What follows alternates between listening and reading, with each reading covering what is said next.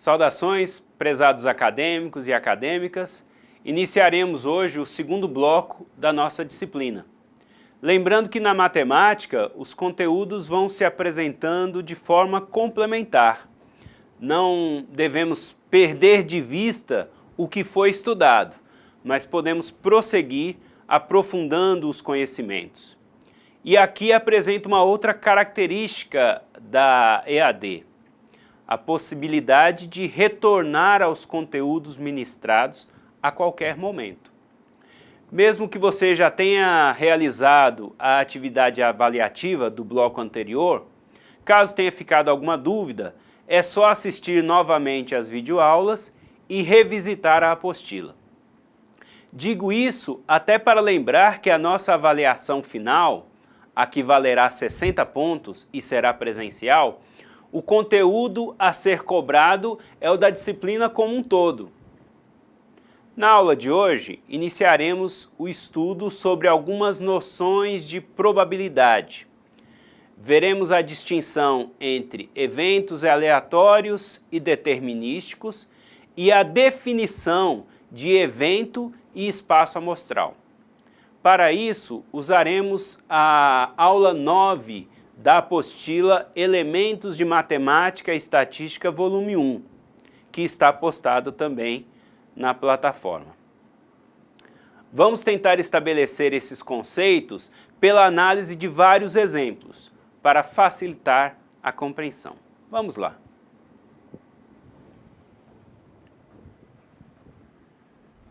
Então, só relembrando, a apostila Elementos de Matemática e Estatística, volume 1, é a que usaremos para essa aula. Especificamente, nós abordaremos para estudar as noções de probabilidade, as aulas 9 e 10. Nessa aula, então, o nosso objetivo é que você seja capaz de aplicar diversos conceitos básicos da teoria de probabilidade. Veremos especialmente o que são experimentos determinísticos e experimentos aleatórios, além de fixar o que é um espaço amostral e como caracterizamos os eventos. Quando tratamos de probabilidade, nós nos damos conta do quanto de perguntas de previsão nós sempre fazemos. Se fará sol amanhã, se vai dar praia, se o professor adiará a prova. Frequentemente, essas questões elas não têm uma resposta certa. O que podemos fazer então, numa tentativa de nos aproximarmos do que seria a resposta, é avaliar quais as chances de acontecer cada resultado. Questões desse tipo são tratadas pela teoria das probabilidades, que já foi chamada inclusive da ciência da incerteza.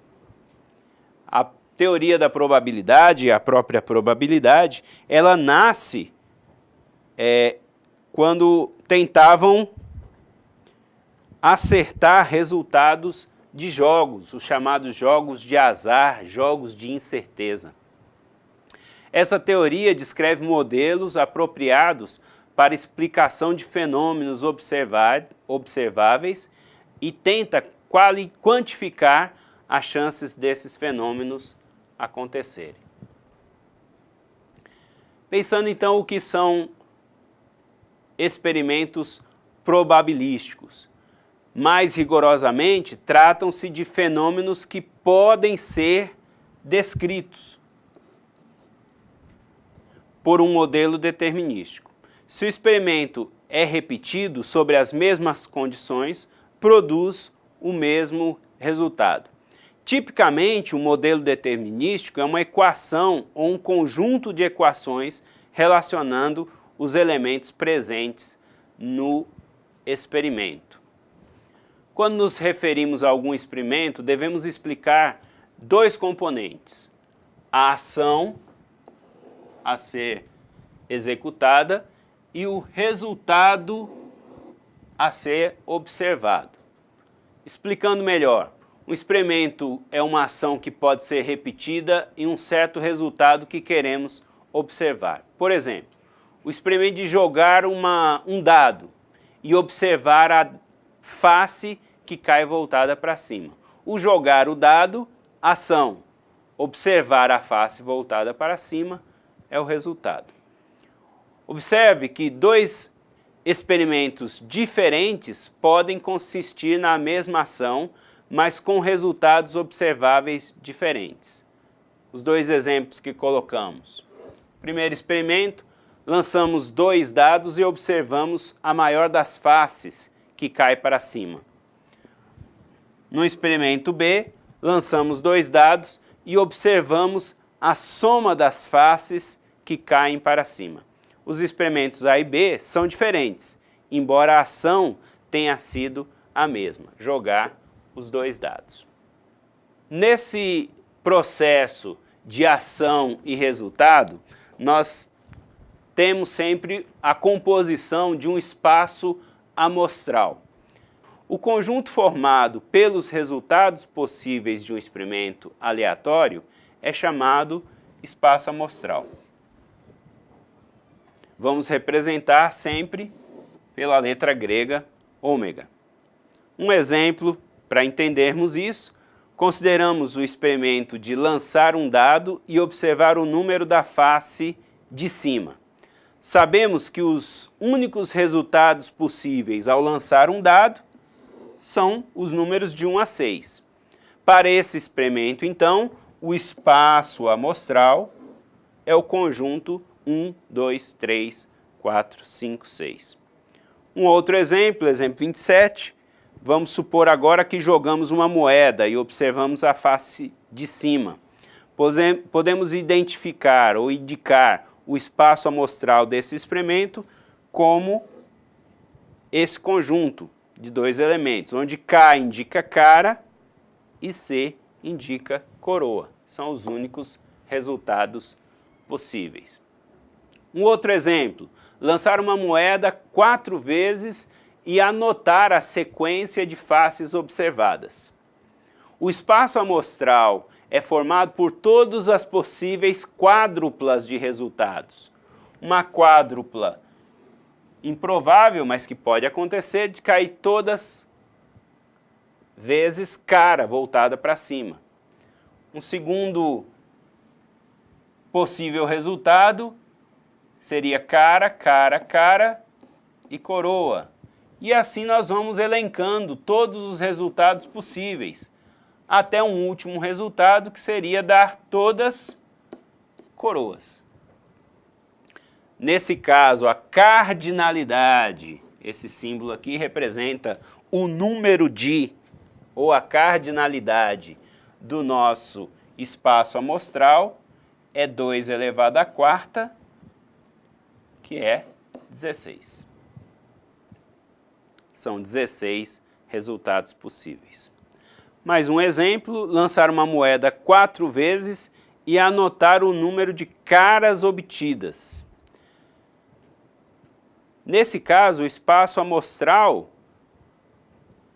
se resumiria a não dar nenhuma cara, dar uma cara, 2, 3 ou 4. A cardinalidade do espaço amostral é 5. Os exemplos 29 e 30 consistem em experimentos com a mesma ação, mas com observações de resultados distintos. Lembre-se os 2 elementos que nós sempre procuramos, ação e resultado. Nesse caso, a mesma ação, mas com resultados distintos. Mais um exemplo, e um exemplo clássico da probabilidade, é lançar 2 dados e observar o número do par de resultados voltados para cima. Para facilitar, você pode até imaginar que são 2 dados de cores diferentes. O diagrama abaixo fornece então a representação gráfica do espaço amostral. Se tivermos um um dado branco e o outro rosa. Aqui são as possibilidades do branco, do rosa. E aqui são os pares possíveis. Pode dar um 2, um 3, um 4, até 6, 6. São todos os resultados possíveis. A forma de escrevê-los, né, dos possíveis resultados, são todos os pares ordenados e J. Pensando em I como o primeiro número e J como o segundo número. O I variando de 1 a 6, o J também variando de 1 a 6. Essa seria uma representação matemática para o nosso espaço amostral. Uma OBS IPC, ou uma OBS importante pra caramba, para você desistir de jogar na loteria ou pensar 2 vezes antes do próximo jogo. Qual é a cardinalidade do espaço amostral de um jogo de loteria? Você tem 13 jogos. A loteria esportiva é composta por 13 jogos. Para cada jogo, são possíveis 3 resultados. Então, nós teríamos 13 vezes 3. 13 termos, e para cada termo, 3 resultados. 13 vezes 3, ou 3 elevado a 13, pegue aí sua calculadora científica e peça para ela, com muita educação, calculadora, quanto dá 3 elevado a 13? E aí você terá uma grande surpresa. Talvez não jogará mais na loteria. Um outro conceito importante é a frequência relativa de um resultado. Se o experimento aleatório é repetido uma certa quantidade de vezes, nós podemos calcular a frequência relativa desse resultado do experimento, que nada mais é do que a razão entre o número m de vezes em que esse resultado foi obtido e o número n de realizações do experimento. Dando um exemplo, suponhamos o experimento, lançar uma moeda equilibrada e observar a face de cima. Vamos supor que esse experimento foi realizado n vezes. Como é que seria a frequência relativa? Se n fosse 10, foram 10 lançamentos, e o número de caras foi 6. Então teríamos 6 sobre 10, ou 0,6.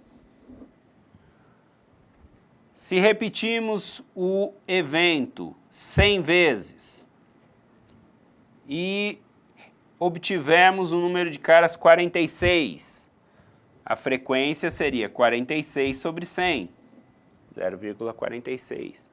E assim sucessivamente. Note, e esse é um fenômeno importante de entendermos, que quanto maior o número de observações, mais a nossa frequência relativa vai se aproximar de um resultado esperado. Se temos o lançamento de uma moeda equilibrada, espera-se que nós tenhamos a probabilidade de sair cara igual à probabilidade de sair coroa, ou seja, 50% para cada. Quando nós fomos repetindo o experimento por mais vezes, esse percentual ele foi aparecendo. O que antes estava desequilibrado foi se equilibrando até chegarmos ao percentual esperado. Isso é uma tendência na probabilidade. Vamos exemplificar então com um experimento que agora seria lançar uma moeda 3 vezes e anotar o resultado obtido. Frequentemente usaremos em probabilidade essa estrutura que nós chamamos de árvore de possibilidades. Representamos aqui o primeiro lançamento, o segundo e o terceiro, e nós vemos que eles estão correlacionados. O primeiro lançamento pode dar cara ou coroa.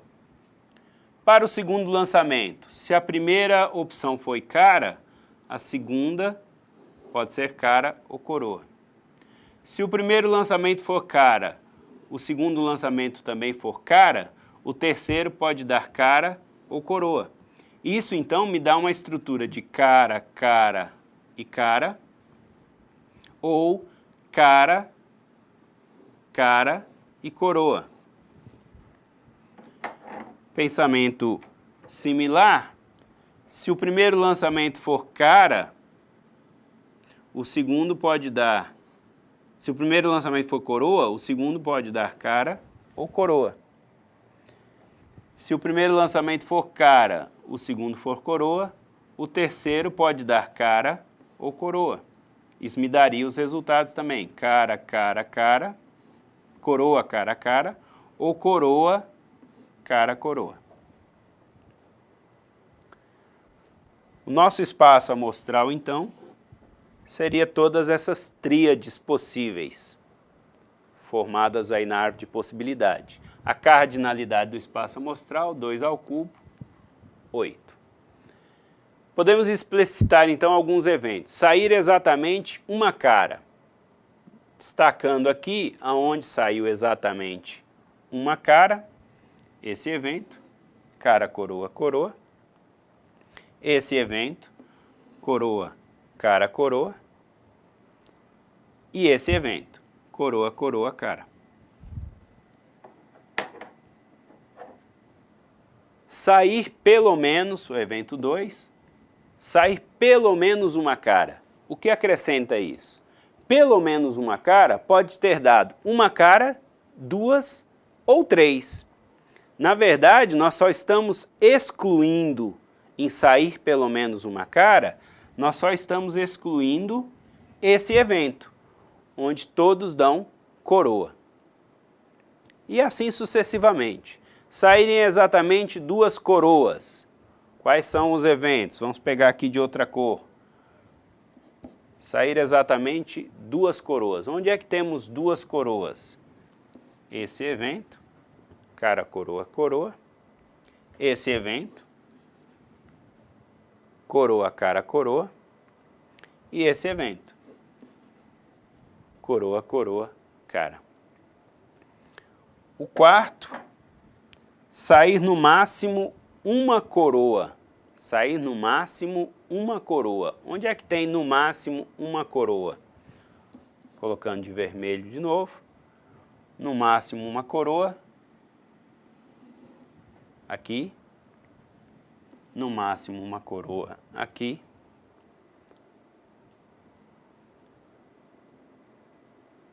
Temos mais um.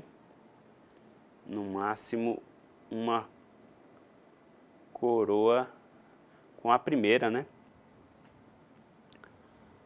Máximo uma coroa.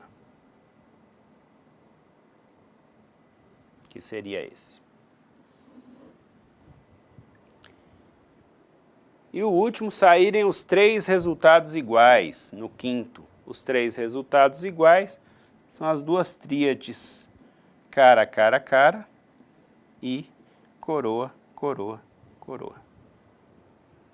A brincadeirinha de identificar eventos a partir de um exemplo.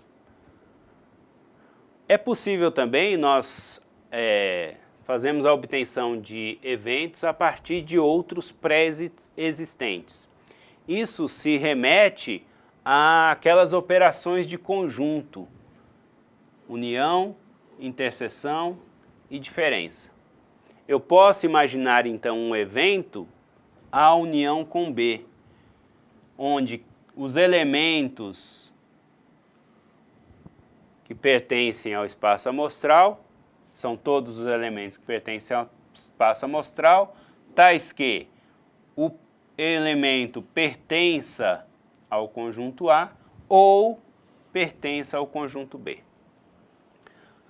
A interseção de modo diferente, A interseção com B, o X tem que pertencer ao espaço amostral, esse X pertence ao conjunto A e pertence ao conjunto B. Note a distinção está no I e no OU.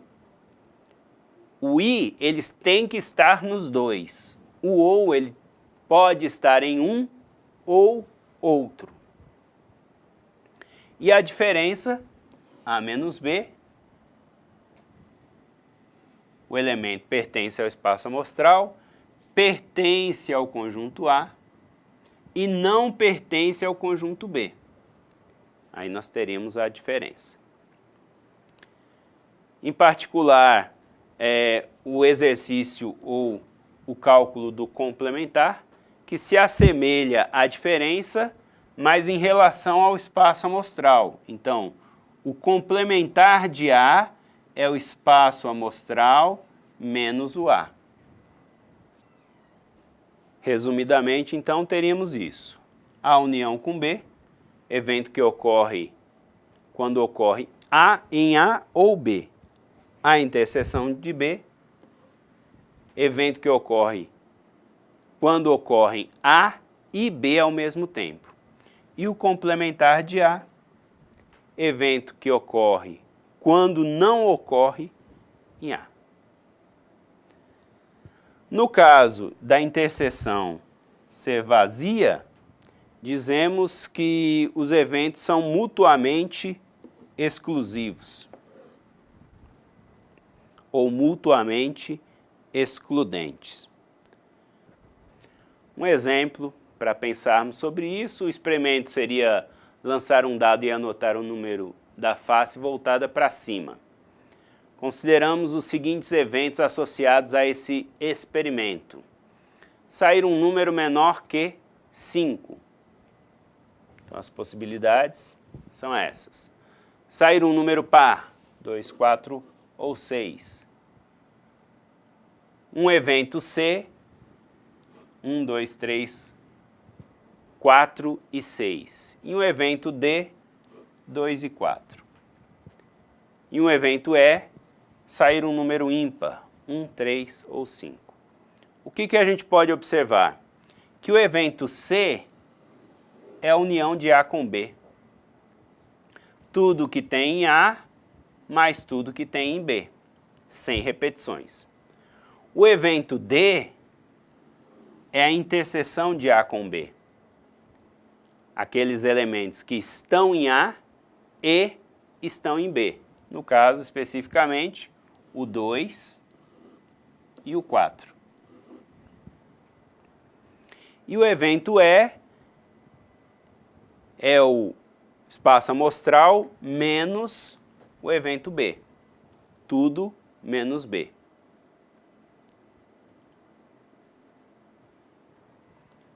Um, 2, 3, 4, 5, 6. E aí nós retiramos o 1, o 3 e o 5. Outro fator importante para nossa compreensão mais à frente é entendermos a frequência relativa de um evento. De forma bem simples, se nós temos N repetições de um experimento, o evento A ocorre N vezes, então a frequência é denominada por NA sobre N e é denominada frequência relativa das N repetições do experimento. Número de vezes em que o evento aconteceu, dividido pelo número de repetições do experimento. Essa frequência, ela apresenta algumas propriedades. Ela é sempre um número entre 0 e 1. Se a frequência é 1, é porque ocorreram todas as n repetições do experimento. Nesse caso, NA igual a N.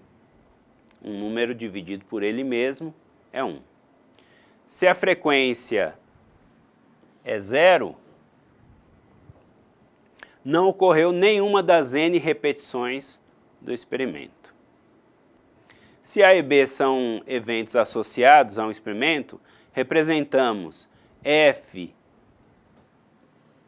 a união com B e F a interseção com B, as frequências relativas à união e interseção dos conjuntos. Lembre-se que quando fazemos a união, nós estamos pegando tudo o que aconteceu em A, tudo o que aconteceu em B e retirando os elementos repetidos.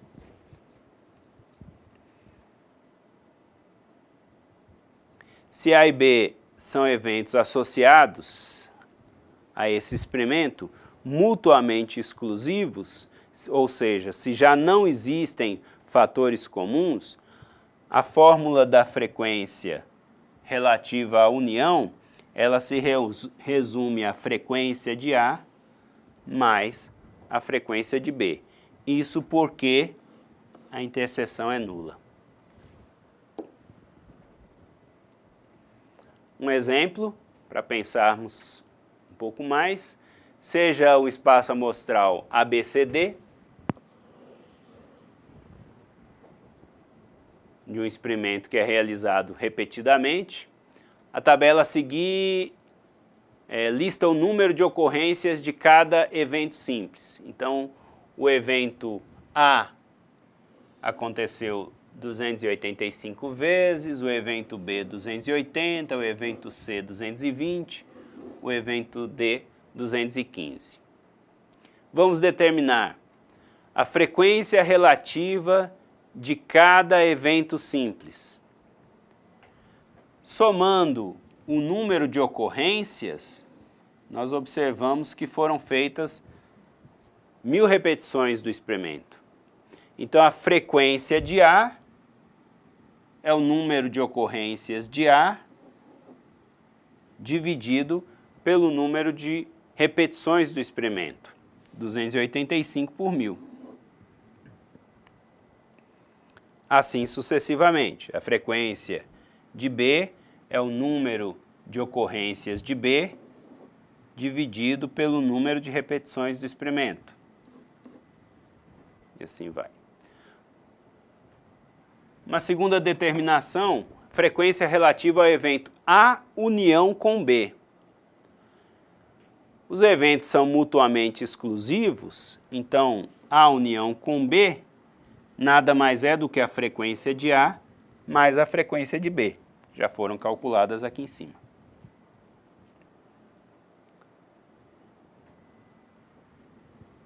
E a última solicitação, a frequência relativa do evento complementar de C.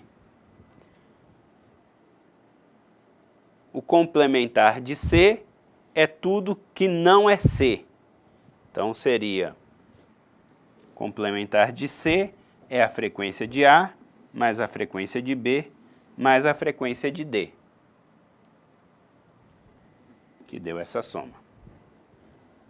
Resumindo, então, nessa aula vimos como diferenciar fenômenos aleatórios e determinísticos, o conceito de espaço amostral, definimos evento como um subconjunto do espaço amostral e aprendemos como tratar um evento na forma de conjuntos, usando operações como união, interseção e diferença. Esses conceitos serão extremamente importantes para a próxima aula, quando aprenderemos efetivamente como calcular a probabilidade de um evento. É hora de realizar a leitura da apostila, aula 9, a partir da página 79, realizar os exercícios e, em caso de dúvidas, apresentá-las no fórum da aula. Bons estudos e até o próximo encontro.